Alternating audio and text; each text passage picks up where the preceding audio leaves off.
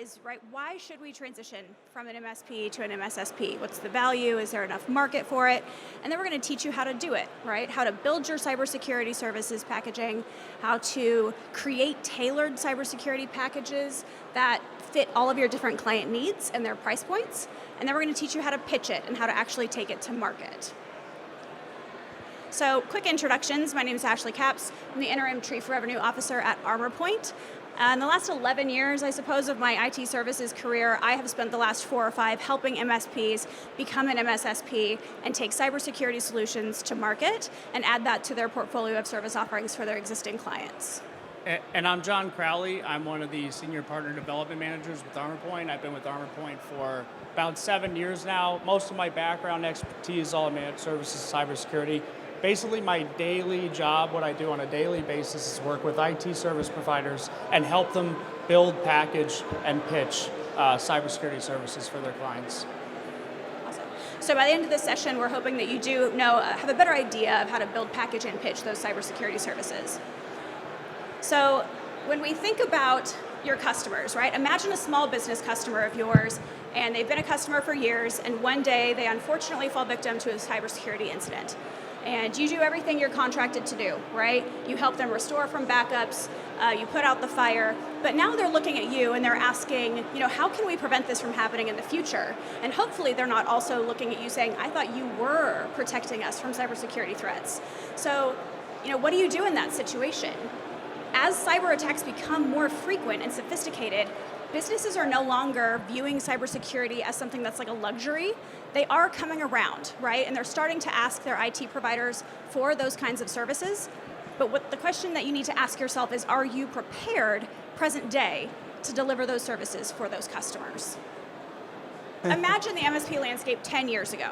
So 10 years ago, we had remote monitoring, cloud hosting, break-fix solutions that you were offering to your customers. But now those customers are asking for more, right? They're asking for cybersecurity services, remediation, guided remediation, mitigation, and things like that. So think about Blockbuster, right? The video rental tool. They didn't adapt to streaming services, and we all know how that story played out. So the key here is that you as MSPs must be prepared to evolve to offer those cybersecurity management services if you want to keep pace with the change of the industry and what your customers are asking for today. Typically, it's a deciding factor at this point. If you're looking for a new customer or a new prospect, right, that's going to be on their punch list of questions like, can you provide cybersecurity services? And if that's not something that you're prepared to do today, you may not be on that short list. So right now, the demand for MSSP services is growing rapidly. That's not a surprise to anyone in this room, I'm sure.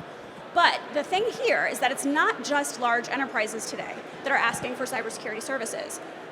The SMB market is starting to figure out and accept that their old trope of, well, I'm too small and I don't have anything worth protecting, that's no longer their mentality. They're starting to realize that they're not immune to cybersecurity incidents and attacks, even if they personally feel like their information wouldn't be valuable.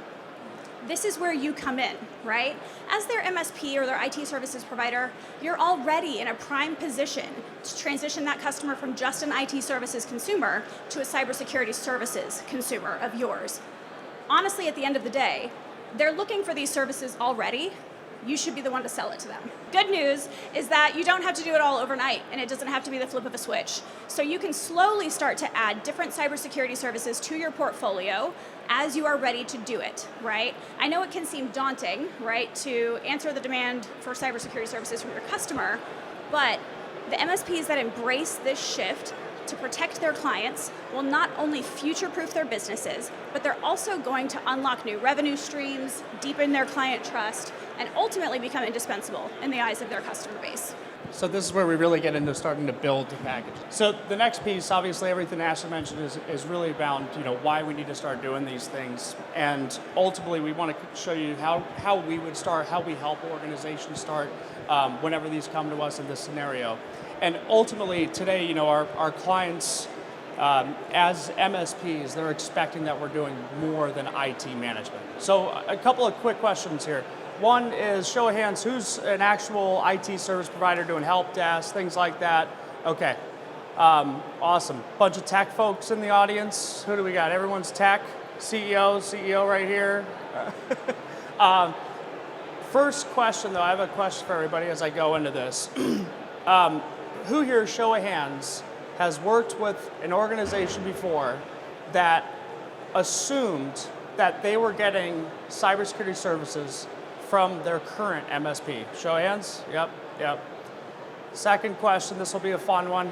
How many times, show of hands, did that ever happen to you where they assumed? Yep. So it's a common trend, right? They are expecting that you are providing these cybersecurity services. And ultimately, if you find yourselves in that situation that you found yourself in prior, that's where it becomes a nightmare situation, a nightmare scenario where they're pointing the fingers at you, they're expecting that you're doing these things. And so with this, our clients today are expecting that we are going beyond IT management, and they're expecting that we're providing a full, robust cybersecurity program and services. And so as we start to build, the question starts to become, who do you want to be when you grow up? And what that question ultimately means is this something that you want to build in-house, or do you want to outsource it? And so what I have found in my journey in the last many years doing this is it's sometimes a mix of both is a great answer. And what I found is some of the pieces you can bring internally, and it makes sense to outsource some of the more critical pieces like the 24/7 SOC, MDR, SIM, those types of things that require a lot more people to be able to fill and a lot more tools and management. And so what I found is, sometimes that allows you to be, your speed to market is much faster, transitioning into that MSP is a little bit easier. And so ultimately, one of the things, it's just typically not feasible or economical to actually bring all those things internally. So like I said, sometimes the best approach is a hybrid approach. And so what I would typically recommend doing next is finding the right vendor or partner. And so, listen, I'm in sales and I do this every day, right? And I work with a lot of IT service providers every single day. And anytime I talk to an MSP about what they're doing for cybersecurity and they use the word vendor, I already know something's wrong. Because in cybersecurity, you have to be able to trust the person or the organization that you are working with to deliver these cybersecurity services. Because at the end of the day, if you're recommending those, it's going to end up being your fault at the end of the day. You have to trust them. The difference for me, obviously this is not in the dictionary, but the difference to me between a vendor and a partner is relationship and trust. When we come to the table, if someone refers to me as a vendor, I'm like, uh-oh, I'm doing something wrong. We have to be a partner. And so as you go through your own journey of finding the right partnership, these are some of the things obviously that we recommend doing.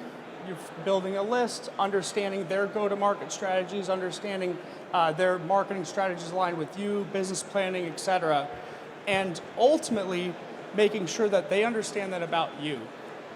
It has to become a culture fit almost, right? And so for me personally, when I work with MSPs, I want to understand what is your North Star, right? What is your ultimate goal? What is your culture? All of those things, and so we can completely align. And so again, ultimately, don't focus on finding the right vendor, focus on finding the right partner.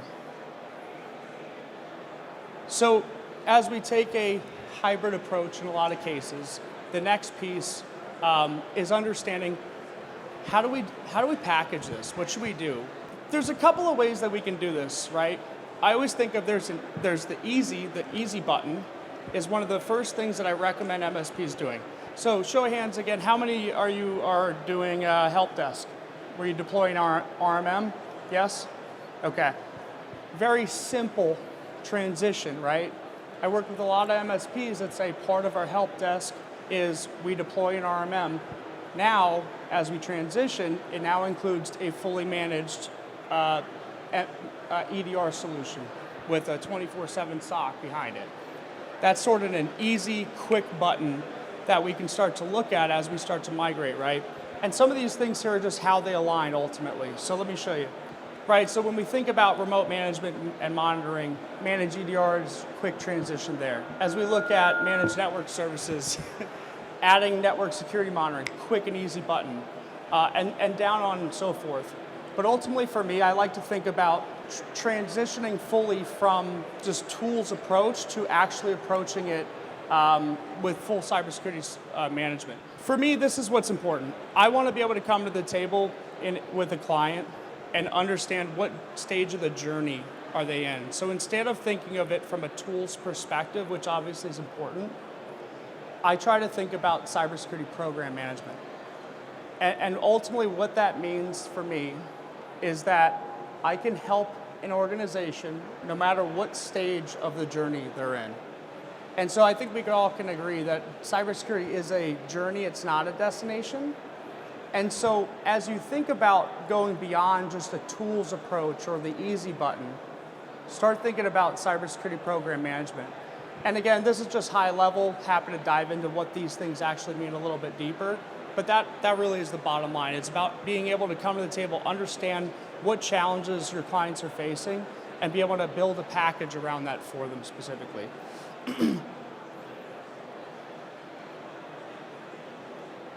The last piece is understanding who you are. And so who you are as an MSP will ultimately define how you should start building your packages as well. A lot of our smaller MSPs will take that approach where they're doing the easy button a little bit. RMM also is going to include a managed EDR, et cetera. Some of our larger MSP partners we've sat down with to help design full packages for that kind of fit into the various verticals or organizations that they're working with. And so again, it's just something to think about depending on who you are as an MSP and IT service provider. That's how we should start to talk about building your ultimate packaging. Okay, so now that you've built the components of your cybersecurity services and you've packaged them and you're ready to start selling, let's talk about how you pitch, right? So first I want to do a show of hands. How many of you feel like your organization has a clear, unique value proposition? You know, you can articulate exactly what makes you different from the MSP next door. Awesome, that's incredible, because I hear the opposite quite often, right? So, if two MSPs offer very similar services, how do you stand out? How do you make sure that you have something unique about your offering that not only differentiates you from the person next door, but finds you the right customer, right? That is going to get the most value and success with the services that you're offering. So in a crowded market, a unique selling proposition is what really sets you apart. And it's not necessarily about the services that you're offering, but how you deliver them, right? So a well-defined, unique selling proposition is going to transform your services from just like a commodity that anyone can offer to a must-have solution for your clients. So right here, we've got some common unique selling propositions that we see with our MSPs that we work with that are making this evolution to become an MSSP. Right, so we see things, like compliance, regulatory mastery, personalized security strategies. A lot of MSPs work in specific verticals, right? We see MSPs who specifically target healthcare or higher education or SLED, right? Find that unique thing about your services or your team or your regional capabilities and really play into that so that there's less confusion in the market with why you are the preferred vendor versus someone else. So one of the most unique things I've found is as we start to, because you mentioned differentiating, right? This truly is a differentiator. Well, I work with a lot of IT service providers around the US, actually globally, now that I think about it. But this cybersecurity has actually allowed them to target larger organizations. They've used cybersecurity as a way to get their foot into the door with much larger organizations, where then you can package your IT services around all of those and truly build a great account for yourselves and deliver a lot of revenue.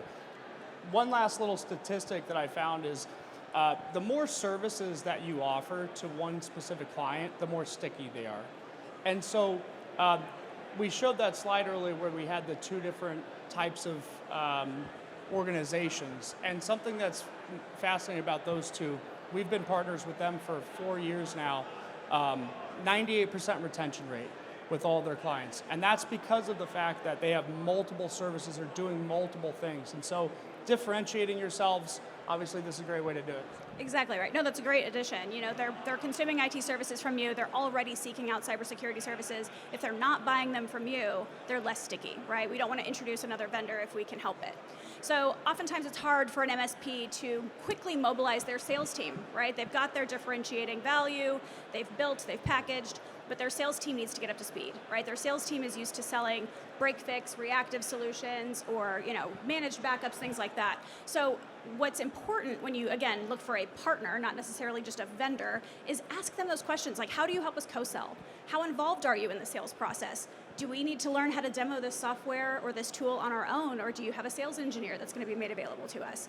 It's so important to make sure that you're not going at it alone, and a good partner, not just a vendor, is going to be there with you every step of the way. I know John has a lot of experience with that, so I don't know if you have any specific stories that you want to bring up. For me, I like to work with partners, or I feel like I need to be able to support an IT service provider how they want to be supported. And so what I like to think about is like, the more involved you want me, great. The less involved you want me, no problem. And that's the way I like to think about it. Are they willing to get to invest in you? Yes. Could be a good partnership. So now when you're ready to start taking it to market, you've got your existing customer base that you should start with, right? That's the easiest, that's the lowest hanging fruit. Work with the marketing department and the MDF funds and the co-selling resources that your partner provides to you. But definitely make sure that you look at your unique specific customer base, figure out what their pain points are, right? Like when John mentioned globally, right, we've got partners. One of our partners is based in Ireland, and the NIS2 directive, not NIST, but NIS, just NIS, is coming down the pipe, right, where it's legislating a lot of mandates for requiring cybersecurity services as part of an organization's tech stack and service stack. And so obviously their marketing department is putting a lot of effort into marketing to their existing customers to get them prepared for that new directive. Make sure that that partner that you're evaluating is going to be able to support you in those efforts, whether it be from content, sales training, webinars, co-hosting webinars, hosting events, and things like that. Then once you move on to net new customers, again, the biggest hang up I think I see when we're working with these MSPs is that I ask them first, who's your ideal customer? And they say, well, anyone, any business, any customer, right? They just want to sell. And I love the ambition, I love the hunger, but where they're going to trip up is that they haven't clearly defined that unique selling proposition yet. And so they're trying to market to anyone and everyone, and that's the quickest way to sell to no one, right? Finding that specific vertical and that specific niche that you play well in is going to help you define what customers that you're going to target down the road, right? Really hone in on that target account profile and make sure that you're not spending more time than necessary marketing to the rest of your addressable audience. This is something that I believe wholeheartedly. The most trusted sales teams are not selling their solution at all, right? They're becoming that trusted advisor. As the MSP in place for your existing customer base, you're already uniquely positioned because you've built some of that rapport, you've built some of that trust. You don't have to cover as much ground as other providers would with your customer base, right? So it's not that you're selling a solution. You're asking those questions like, hey, tell me what your business looks like in 6 months. Maybe they're about to go through a really aggressive growth through acquisition phase, right? That's super exciting, Mr. MSP, or Mr. Partner, let's talk about how we can integrate their existing security stack, right? Find a vendor and a partner that can help you navigate those conversations and make the suggestions for what tools or services would be the most applicable for that customer. But again, we're not selling the tool. You're not going to that customer and saying, hey, I think this would be a great idea if you just started using this, right? Put it in the context of what their business goals are so that it, again, is more sticky and relevant to their overall business strategy. Really quick, too. Yeah, of course. Just to add to that, I think as IT service providers, we're always trying to figure out how do we continue to bring more value to a client, right? I think that's probably one of the most common challenge I hear that they're trying to solve for is how do we continue to increase the value that we're bringing? And a lot of the other IT service providers aren't thinking about advisory services, talking about what they're doing 6 months down the road. What they are talking about is hey, we'll insert this EDR and now you have cybersecurity and then we'll go focus on our IT stuff again. The way we bring more value is by being open to the advisory type services, professional services, and so on and so forth. And that really ties back to the cybersecurity program management. because that's how we really start to bring that additional layer of value that a lot of the IT service providers we work with or I've talked to haven't fully adopted that yet. And so that's just what I'm seeing so far in the market. Yeah, and if you're making that evolution from an MSP to an MSSP, and you're providing those basic remote monitoring type services, and you evolve up to endpoint management, yeah, of course you're providing more value to the customer. But as their service provider, you're also getting more context to what's happening on those endpoints, right? You're able to provide more effective services and advisement because you just have more information, right? If you lack that depth of visibility from a technology perspective, you can't suggest what you don't know about, right? You can't ask them questions about situations that you have no knowledge of. So making that evolution, of course, makes them stickier, adds revenue streams, all the good stuff that we want as business leaders. But as consultants and advisors and people who want to build that rapport and trust, it gives you additional visibility that you need to be able to recommend services or solutions that they just may not even be aware of in the first place. Don't look for the right vendor. A vendor sells people. Find the right partnership. And don't focus on the sale to the client either. This is for you to not be a vendor to the client and you to be a partner to that client. Just like when we think about it, I want to be a partner with my clients. How are you guys helping smaller MSPs compete with kind of the large service providers that are in the MSSP space doing this exact thing? Yeah, that's a great question. And I think you have to ask yourself, what makes you as a consumer feel more valued by the customer or the company that you're doing business with, right? If there's those larger MSPs or MSSPs that you're talking about, that noisy space, the value that you bring as one of the smaller MSPs evolving to an MSSP is that they're not just a number in a system. You know their network, you know their environment. They can, point to a named individual that is going to pick up the phone or answer their email. I tend to stay away from saying, oh, our people are our differentiator, because everybody has great people, right? We don't want to work with not great people, so of course we hire great people, but that's the exact same as the person next door. So what you've really got to focus on is making sure that for your existing customer base, they're reassured that you not only have all of the context of their existing environment, right, that you've got that head start, but also that you're in this one specific vertical or you're in this specific niche and defining that unique space that you play really well in and making sure that you just play up your strengths in that market space. What is your approach in regards to the monetization of not only whatever we know that can be monetized based on per user or per device, but on all the other solutions that probably require more of a specialization on the end of the MSP regarding, for example, monitoring or professional services, or the actual scope of creating the entire security ecosystem for the company? I'm going to give a quick spot here, and then John actually has experience working with customers and MSPs in LATAM, so I'll let him speak too. But for me, the best angle to take is when you find a partner or when you choose to have a pricing strategy that aligns with that per user, per workstation. To me, that's the easiest story to tell because, hey, dear customer, as you grow, we're going to grow with you. And we don't want to penalize you for not being as big as you want to be just yet, right? But where that gets tricky is if you find a partner or a vendor that you're working with and reselling that does that consumption-based model, but it's not that per user, per endpoint, because then you run the risk of those spikes, right? It's not a consistent price point if it's based on consumption of events per second or similar, right? So finding that partner who can scale with your customers without the unpredictability of consumption-based events per second pricing, in my opinion, what I've seen with our MSPs that are most successful, that's the angle that they're taking. We totally understand the issue. This is something I've been hearing about in that market for a while now. I think what we've done differently is we've taken the time to try to understand that challenge because it's a little bit different, and we are willing to be flexible. So the part there where I make a recommendation is find a partnership that is willing to take the time to understand what they're doing exactly.